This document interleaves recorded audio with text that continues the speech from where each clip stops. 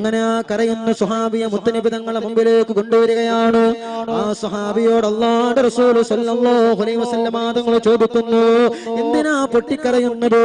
എന്തിനാ ഇത്രത്തോളം സങ്കടപ്പെടുന്നതെന്ന് ചോദിക്കുമ്പോൾ ആ സ്വഹാബി പറയുന്നു, യാ റസൂലല്ലാഹ്, പ്രിയപ്പെട്ട മുത്തുനബിയെ, ഞാൻ വല്ലാത്തൊരു പാപിയാണ് റസൂലല്ലാഹ്, അല്ലാഹു എനിക്ക് മാപ്പ് നൽകുമോ നബിയെ? അല്ലാഹുവിന്റെ റസൂൽ ചോദിച്ചു, നീ എന്ത് തെറ്റാ ചെയ്തു പോയത്, ഇത്രത്തോളം സങ്കടപ്പെടോ, നീ എന്ത് തെറ്റാണ് ചെയ്തതെന്ന് ആ സ്വഹാബിയോട് അല്ലാഹുവിന്റെ റസൂൽ ചോദിക്കുമ്പോൾ ആ സ്വഹാബി പറയുന്നു, യാ റസൂലല്ലാഹ്,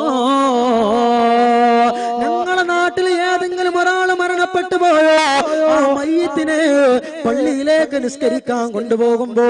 ആ മയ്യിത്തിനെ ഞാൻ അനുഗമിക്കുകയാണ് റസൂലല്ലാഹ്, മയ്യിത്ത് നിസ്കരിക്കുകയോ എന്നിട്ട്